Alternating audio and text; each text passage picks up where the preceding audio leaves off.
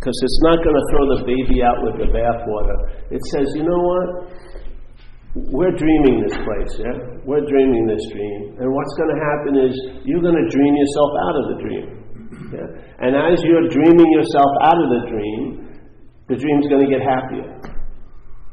Pretty nice statement, isn't it? So it's not like, say, there is no dream or anything like that. It's not denying what the mind's entertaining. It's going to use what the mind's entertaining to allow the mind to dream itself out of the dream through the qualities of the dreaming. Yeah? Yeah. So it will dream itself out of the dream. It doesn't say it's going to jump out of the dream or it's going to transcend the dream. It says, no, you're going to dream yourself out of the dream. Yeah? The idea of transcending in the dream is part of the dream. You can't transcend an imaginary place. You can't leave an imaginary place. Yeah? But you can, if a dream is an imaginary event, then you can use the imaginary event to leave the imaginary event.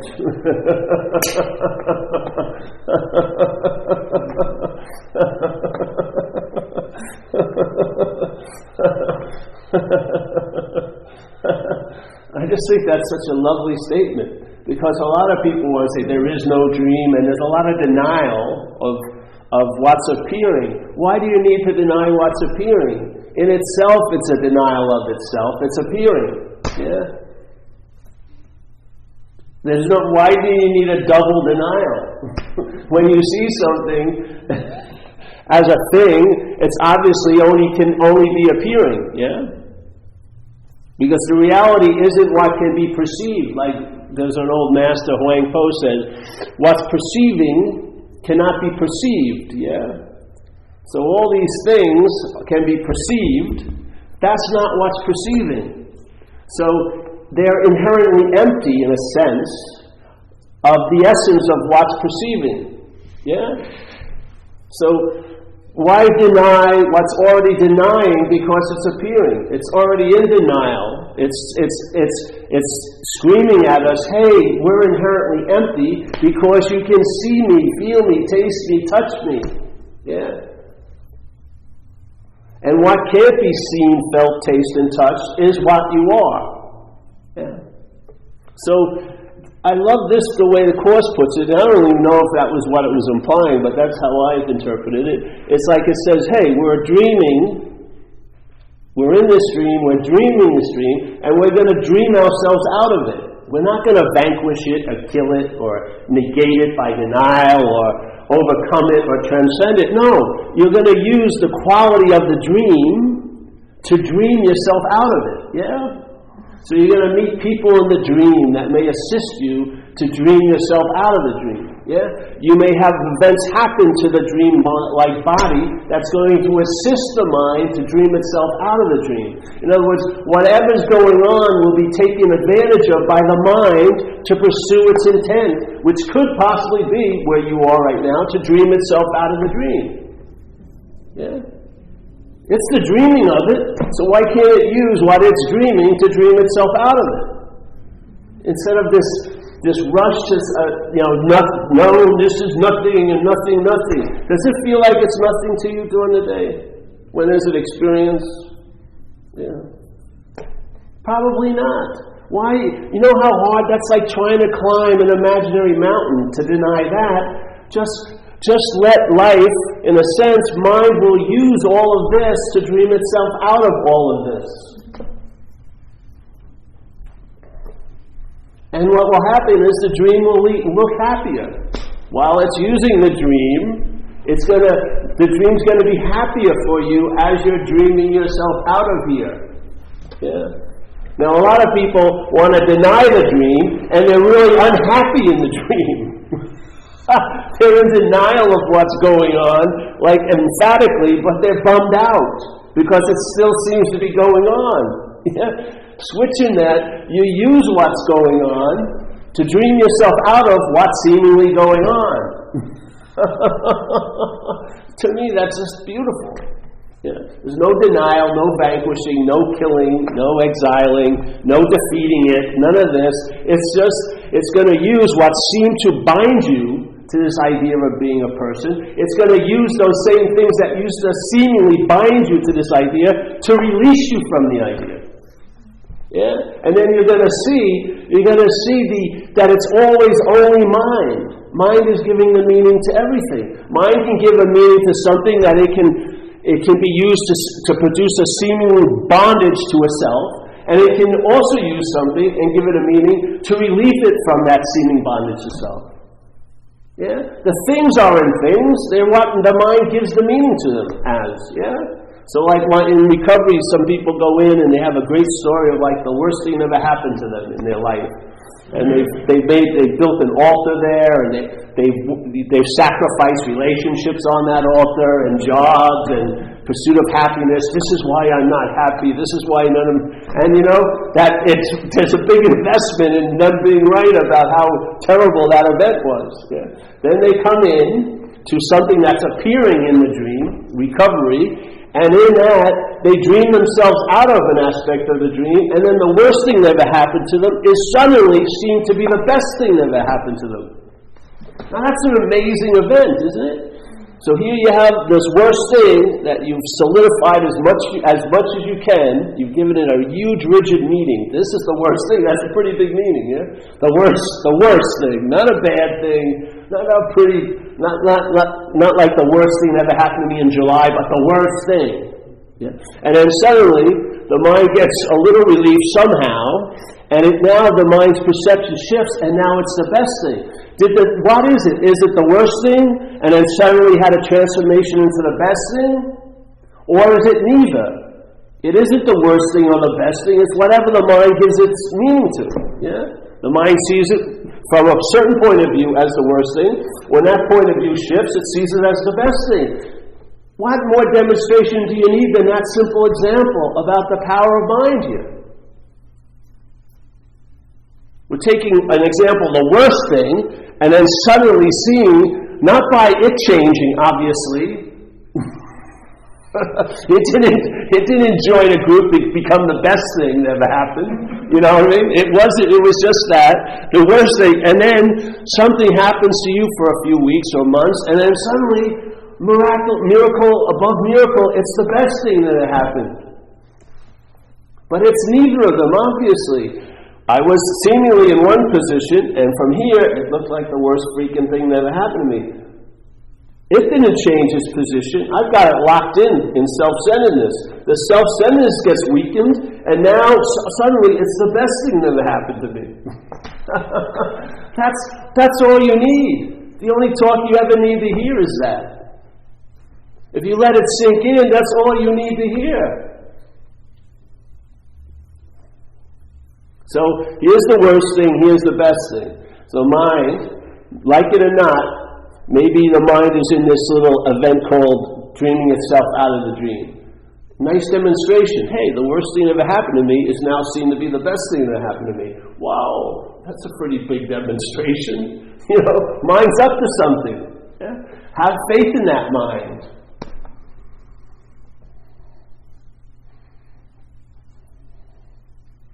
Let it do its thing. Like your seemingly so-ness of being a body. Let's use the picture of just being on an operating table. Just don't get up. And don't take the role of being the doctor. Life's going to work it out. Yeah? If that's the mind's intention, nothing could possibly ever fucking stop it. It's going to dream itself out of this place. And you know what? One of the side effects is it's going to be happier. And I can say in my experience, it's gotten a whole lot happier. This dream. You know? As I'm getting older, you would think the body would be getting worse. My body's gotten better. I'm healthier than I've ever been in 25 years. I've actually grown an inch in my 50s, which is pretty difficult to do. I didn't do it, but I went to the hospital. I'm 6'2", and on all my licenses, I'm 6'1" for like 40, 50 years. Suddenly, I've grown an inch. Where did that happen? And I wasn't privy to it. I wasn't thinking, oh, yes, growing. No, it was just sort of an effect. Yeah? So in a way, you see a simple statement like that. Now you may read something, there is no world and there's no this. Maybe intellectually that makes sense, but this is intimate. It's an intimate feeling because this is how it's really occurred to me. The mind's dreaming this place, and now it's dreaming itself out of the place, and the dream's getting happier as it's doing it. Yeah? That, to me, is much more sense-felt than a stale statement of there is no thing and you're everything. So it's not juicy. It's like toast without any butter, you know? But this has a flavor to it because I've been intimately engaged in that. Yeah? Intimately engaged.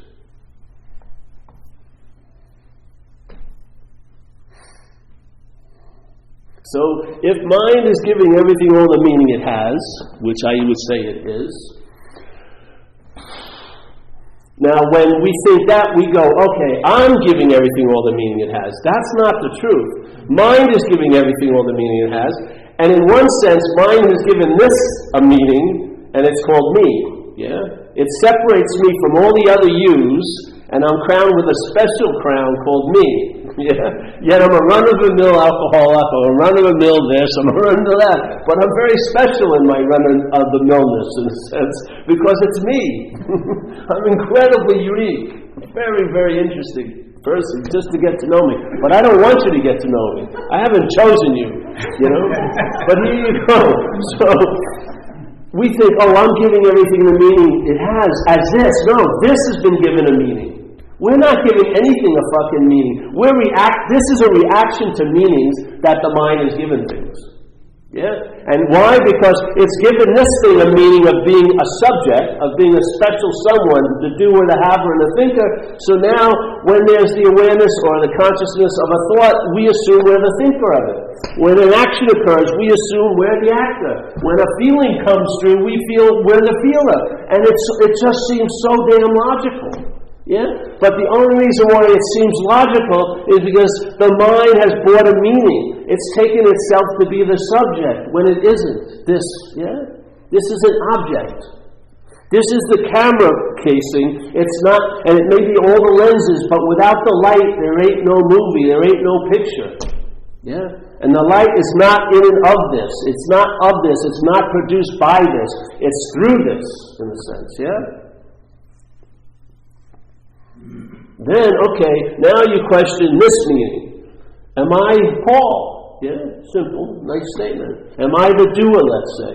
And then if you follow it through, and then the doing, which is a giant foundational slab of your story, being the personal doer, what happens if I'm actually not the doer? Whose life is it anyway? My claiming life as mine is usually based on me doing. Yeah? If I'm not that doer, whose life is it anyway? And everything will lead you to the point of freedom from what? The bondage of self. The doer, the thinker, the haver, the feeler, the taster, the toucher, the smeller, the actor. Yeah? Being free from not free from the actions, the seeing, the hearing, the feeling, but free from the feeler, the hearer, the seer. The other things will go on. If I look out the window, my eyes are open, I'm going to see what passes the window. It has nothing to do with me wanting to see it or not. I may make an incredible resolution January 1st, I don't want to see a fucking pigeon ever again. And if I look at it, I see a pigeon. But the statement was based on a false assumption that somehow I have power over things I have no power over. Yeah? Like thinking. I'm only going to think good thoughts. It assumes that you have some sway over the thought system.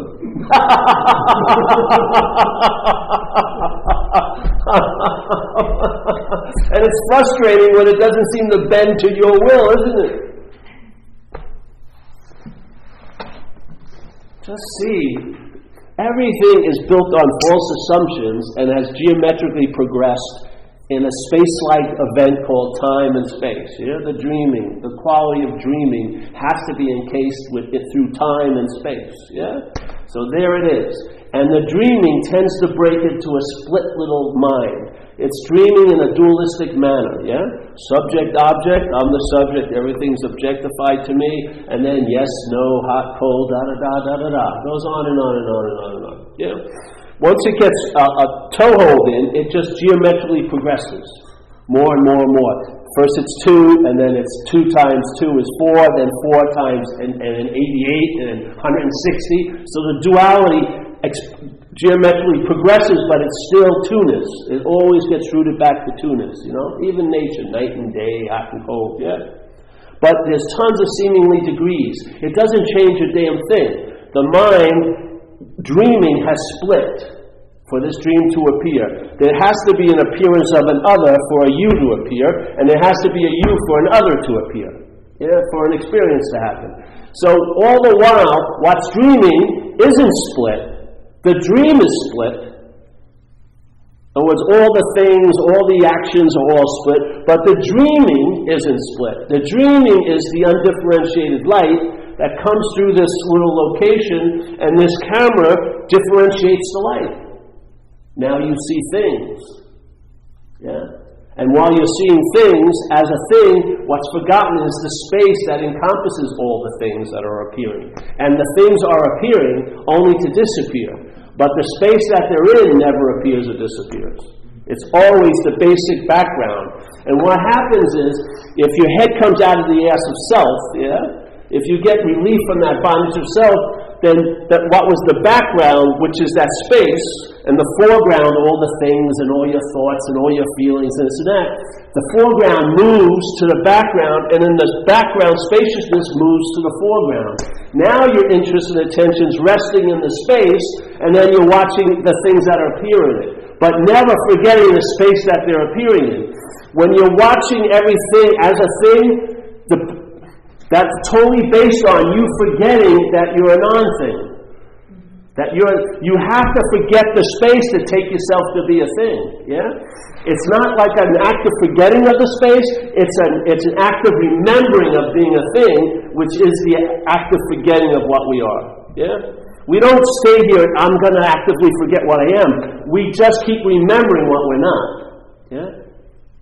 So in the remembrance of what I'm not, I seemingly can forget what I am. It can't last forever because it actually never happens, but it can appear to last in time. So maybe 80 years of life, maybe at the last second it dawns on you, Jesus Christ, whatever, and then you pass away. Who knows? Who knows what's going to happen? But it can't go on infinitely. Yeah? Because then it would bump into infinity, and infinity would immediately reveal that it's not so. So time can never run into timelessness, or its whole gig is blown. Yeah? Its whole story is dropped. Not in time, but in timelessness, like that. Yeah? The thing is, it's like, let's say, 12 noon, that gunfighter thing. So here comes the big gunfighter of time. But it can never outdraw timelessness because it's out already. Timelessness never takes any time to pull the gun out. It never loses a battle with time because it's got him pinned. Okay, go. You have to do something. Okay, it's like that. So the antidote, obviously, the time is a little taste of timelessness. It'll wean you off of the story of time.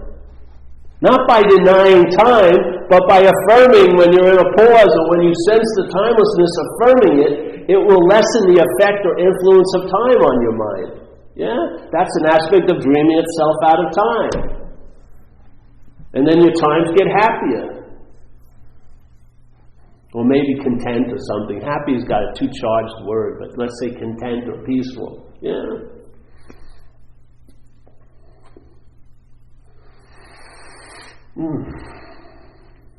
So this is an act of entertaining. Yeah? You hear some ideas, and it's not meant to give you an object to sort of try to attain. It's questioning the subject that you're trying to attain everything from. See if this is so. If this ain't so, then the bets are off.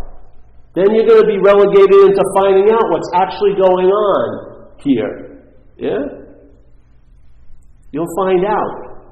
The knowing, I'll tell you, all the value you put on knowing, as soon as you get weaned off of that and you start finding out, you won't have much value on knowing.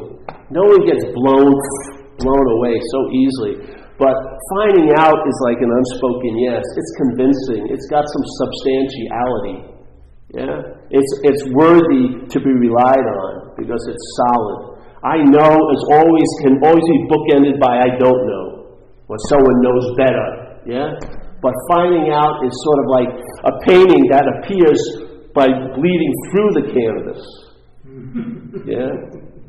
You see what's happening, and then there's an entertaining of what's happening, and then something comes about that, but it's not forming as knowledge. It's more of a sense-felt knowledge, yeah? Like you sense a presence, let's say. I would say it's you. There's no object called a presence. You are that presence. Yeah? Your original face is not a face.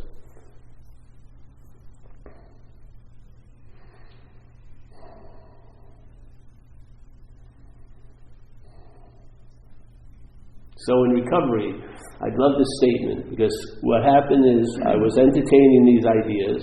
I'm involved in recovery, yeah? And at that time I was leading a workshop on one of the steps of recovery, the fourth step, which is like an inventory process. And I must have gone over this chapter. I've been doing it for 16 years, read this chapter, how it works, a lot of times. And yet my mind changed, and then when I looked at this word self, it meant so much, I got a whole different meaning from just seeing the word in print. And the meaning could have been put in as a foreign installment or a parasitical movement, yeah? Something that's not of me, yeah? A foreign element. And from there I saw this beautiful statement in the book. It says, hey, being convinced, which means to believe with certainty, yeah? To believe with certainty, being convinced that self, this little s, self, it's a feeling of being a long-lasting, independent, separate entity.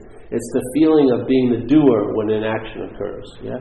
It's the feeling of being a thinker when a thought is seen. It's the feeling of being the hearer when something is heard. That's the bondage of self. That's the selfing. Yeah? So it's being convinced that self, manifested in various ways, is what has defeated us. It's a beautiful statement, because we would be more categorized as the us, and then there's this foreign installment called self. To me, it's a parasitical movement, mental process, and that movement has defeated us in this life by various manifestations. Yeah, anger, hate, jealousy, whatever, many things maybe. Yeah, self-pity, stuff like that. Okay, when you're convinced of that, okay, now we're going to look at some of its, meaning self's manifestations in one's life. Yeah, you're the playing field. All the balls are strewn. It's like at one of those places where you hit golf balls and you practice, and then there's all this field has tons of golf balls out there. Well, your life has all these expressions of selfing in it: resentments, all the fears that you've entertained, all the harm that you've been done to or done. Yeah. So it says, okay, now we're going to look at some of its common manifestations, meaning what? What's common manifestations? Yours or self's? Its, meaning self's common manifestations. And in the next paragraph it says resentment is the number one offender. So if you follow this logic, and resentment means to re-feel. That's basically what it means. And everything in selfing is re. You're re-feeling, you're re-seeing, you're re-hearing, you're re-thinking. It's all we, because it's always the same thinker, always the same seer, it's always the same feeler. Yeah? So anytime you have a feeling, the feeling is going to relate back to when you felt you've had that feeling before. And the only thing that could have had it before is a sense of self, because that's where self appears. Self appears in the past and the future. That's how it's remembered now. Yeah? So when you re-feel something as the feeler. That's the interpretation. That's the lie. Yeah? You're feeling it now as the feeling. The mental process claims it, and it says, oh, this reminds me of when I felt this last. Who is it that felt it in the past? You! The selfing. The long-lasting, independent, separate entity. So every feeling, every thought is rethought and refelt. Because then it's used to point to you as the thinker, you as the feeler, and you as a body being the thinker and the feeler. So now you're remembered now by thinking of yourself in the past, or your mind thinking of this idea of self in the past. And you're also remembered now by thinking of yourself in the future. When you remember yourself in the past, you're not remembering it in the past. The mind's using the past to remember it now. And when you're worried about what's going to happen to this precious you, the you you're not, 3 years from now, and no one else would go anywhere near 3 years from now unless it was about them usually. They just don't have the interest to go that far. You know what I mean? They don't. But we're so enamored with this idea of being Paul, we'll think about ourselves all day and never get bored with it. Worry after worry that never culminates into anything real event, only contracts you now all day. So here, you're thinking about yourself 3 years from now. You call it worry or anxiety, but it's actually a form of remembrance. You're remembering the self.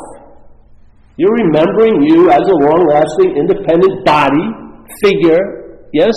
You're remembering, because the thought system pictures you as a body. So when the thoughts are about you in the future, they're of the body. Yeah. So now you remember you as a body, not in the future, but now. I was there, I will be there, therefore I am here. That's its fucking logic. And so far it's pretty airtight, because it does it every second of the day. Every thought, you either feel like you're the thinker or it's about you somehow, yeah? Every feeling, not one feeling has escaped you, usually. One feeling has escaped the selfing net. It's been claimed by the selfie, and it's my feeling. I was the feeler, I was the feeler, I was the feeler, I was the feeler.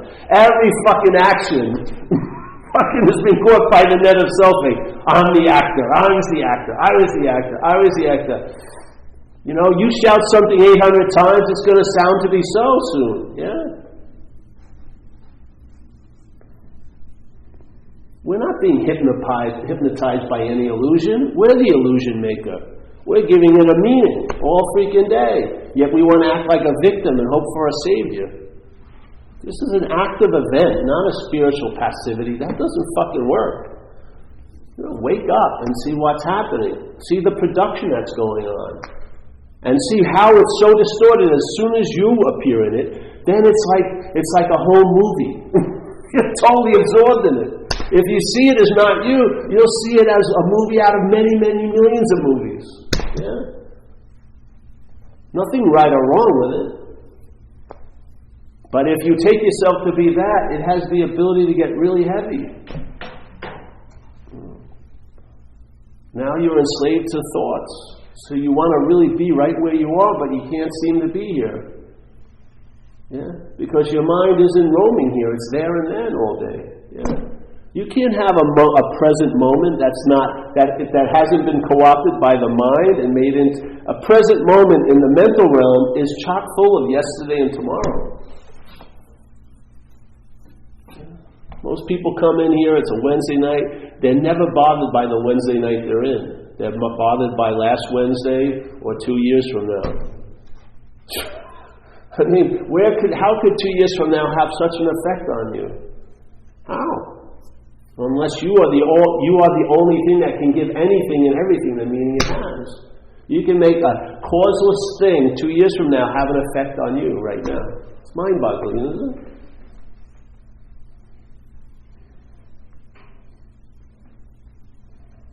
It's not 2 years, because every one of us here could be thinking of 2 years from now, and we'd have varying degrees of meaning being given. The more you believe your thoughts, the more it would seem real. The less you believe the thoughts, the less it would seem real. Yeah? You'd be more apt to be able to respond to Wednesday night, and then the others would be less apt to be able to respond to Wednesday night because they were reacting to 2 years from now. Much more than responding to what's going on. Yeah, it's called an enslavement, isn't it?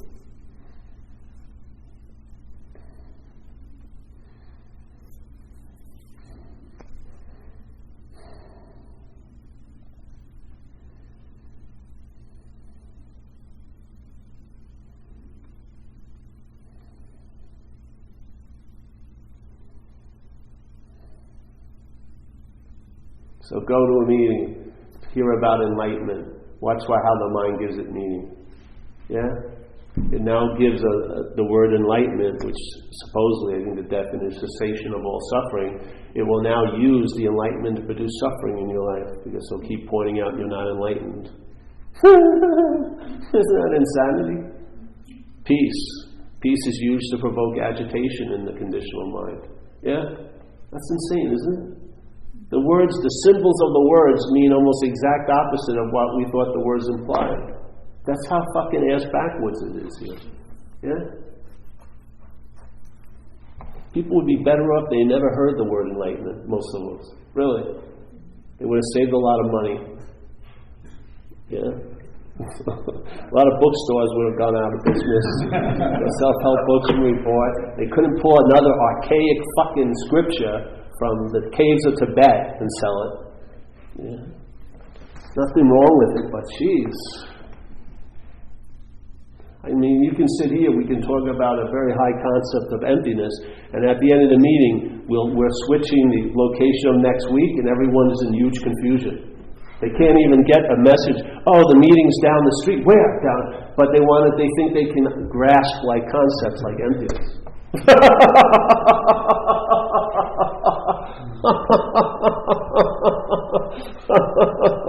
Can you go over again? Is there a meeting next week or isn't there? There is one. But where? It's down the street. What? Da, da, da.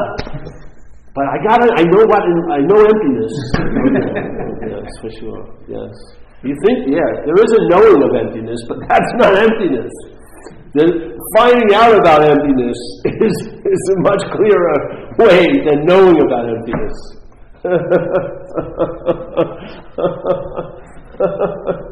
Take this invitation seriously. If you're not the thinker of your thoughts, maybe you'll get some relief from the thoughts that are being thunk.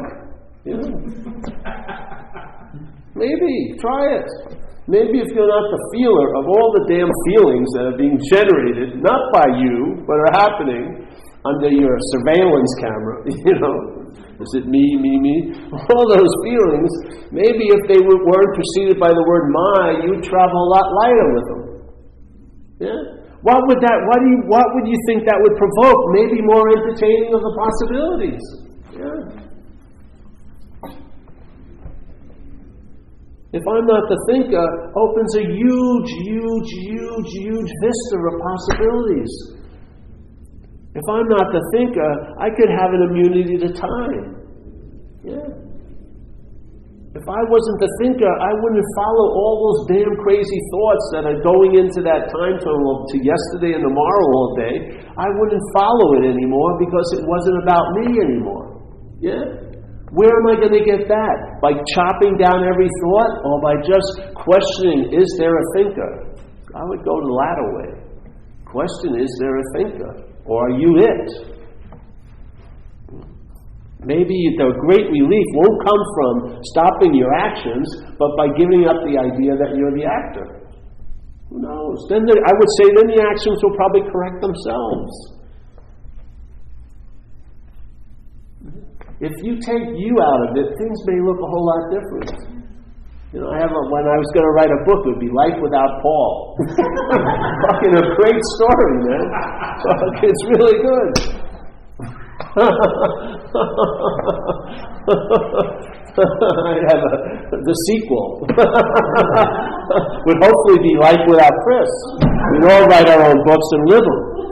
Not, I'm reading about this guy who's a non-guy. No, find out you're a non-guy. That's all. I'm so sure he's a non-guy. Well, find out you're a non-guy. Who cares if they're a non-guy? Find out if you are. Yeah. If you're really enamored of him being a non-guy, you're probably going to have to pay to see him.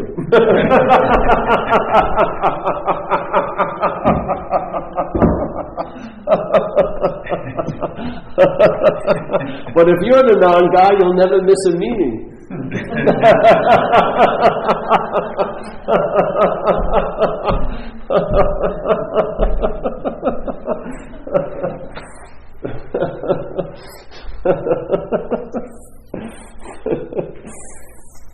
Yeah, it's a simple invitation, bro.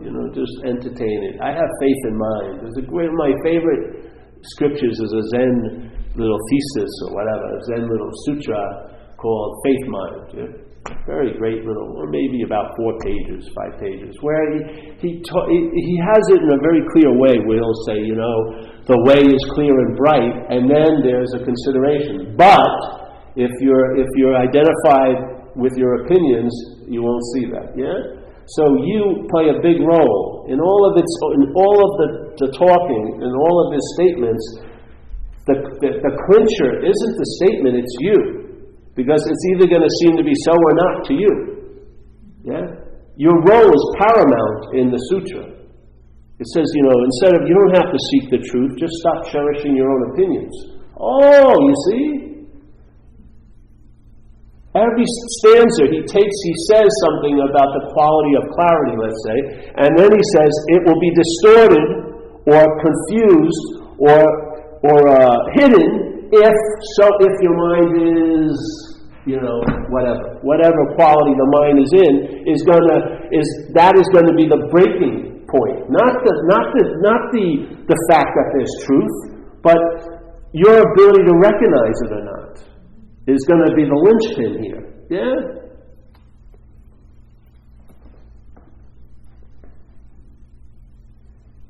So this is putting the attention on what is giving all of this stuff the meaning it has. That the truth isn't proclaiming itself to be that. Yeah? The truth will come alive as you. Yeah? When the false idea that you're Paul is looked at, then you'll realize that every bit of your living is coming from truth. That you'll never have an experience of it because you are it. Yeah? Things will get very, very clear and undisturbed. The possibilities, even of the absolute having an effect here, are really resting on you and you and you and you. Yes. It's not resting on the absolute. It can appear not to be so here. As long as we're seemingly being so, it can appear not to be so to us. So in a sense, we're more powerful than the absolute in a way, because we can either acknowledge it or not. I think that's pretty damn active. Yeah.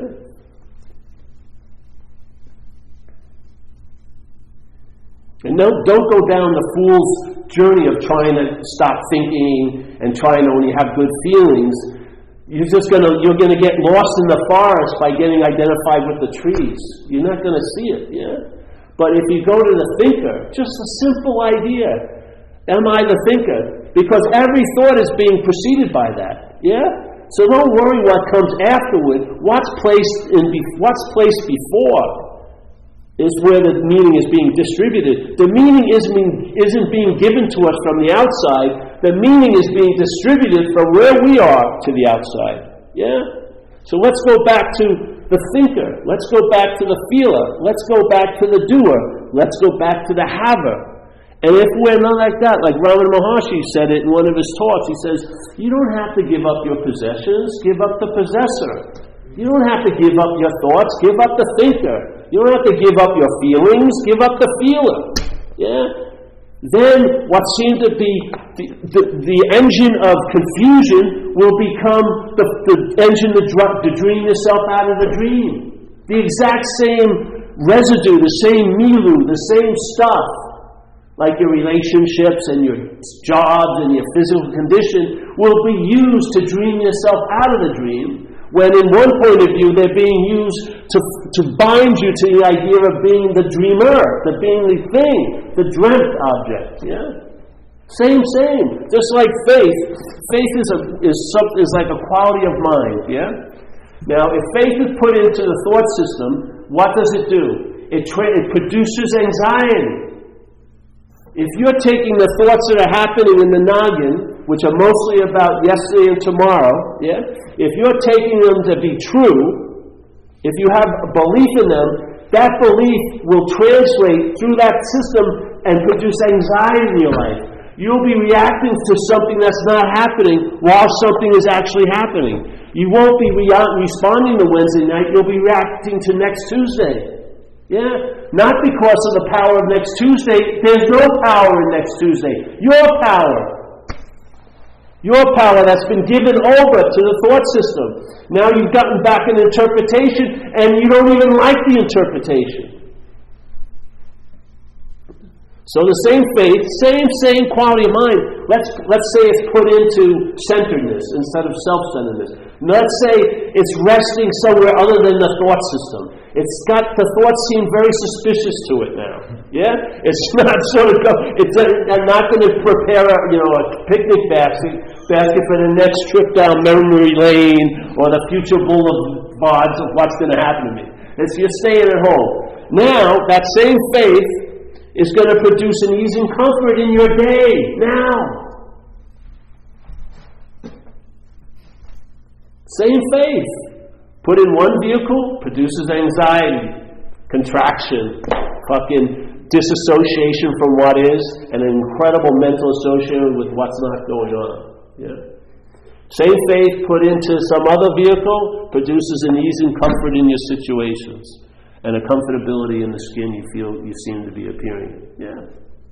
Same energy, exact same energy, but its manifestation is based on the vehicle it's put in. Yeah. So if I can make something seem so true, why not turn that to making what is true seem to be true to you? Entertain the possibilities you hear at these talks. Entertain them. Yeah.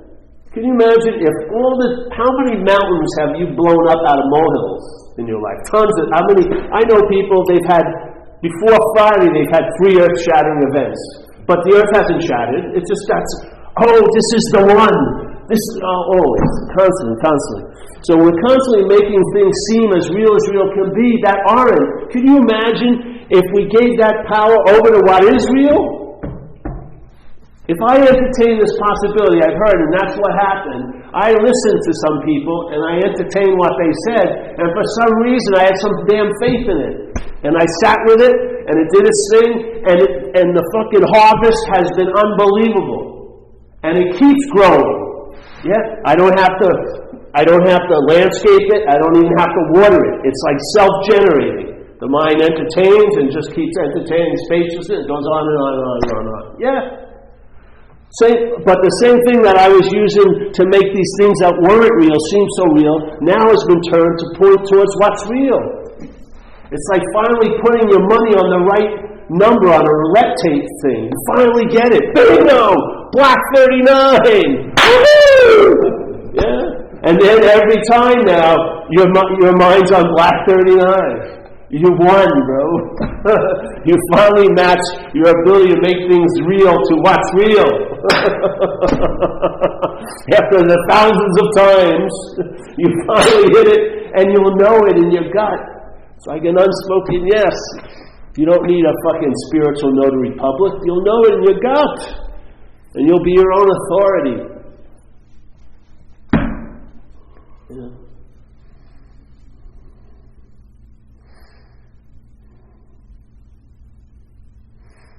Nice shoes there, bro. They fit? It cost me a penny. Yeah, they fit? Oh, good.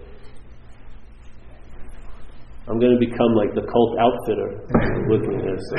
Check out everyone. All right, I got something for you. Yes. Soon then I'll slowly bring the leisure suits in with the matching belts. We won't even know it. We'll have slipped into a cult. You know? Oh, yeah. The little name tag. Like little orange. Not orange, that was taken already. But we'll have like a what? Sea green, you know, nice little three with the white shoes. So fucking great. You ever see those things, Forever Lazy? Oh man. A couple years ago I was home and I was watching cable TV and then this infomercial came on. And it was I didn't know if it was a parody or not. And it was like these adult onesies, you know, you put a baby in. It's like a whole big suit. And they have people at a football game, at a tailgating party with these bunny rabbit suits. And they even had a flag so you can go to the bathroom. and they're in the stands, and who the hell would ever go out with these on? You know? It's like a zippered up, like big, and it's like no body, and you don't even know what's in there. You know what I mean? And they went on for like 4 minutes. I said, this can't be fucking true. And I looked it up, and it was. It's a product. Forever Lazy. And the comments were great because this one guy wrote, this one lady wrote, well, my father was the one who created the Forever Lazy. And the next comment was said, well, then you should shoot your father and then shoot yourself.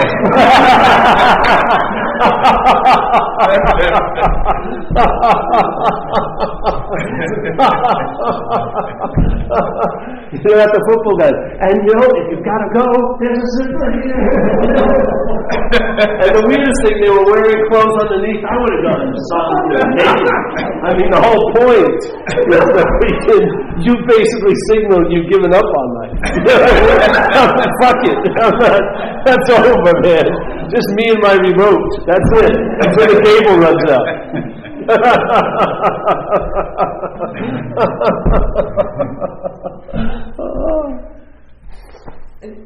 Any questions tonight? No, that's good. How can you top Forever Lazy? And they did.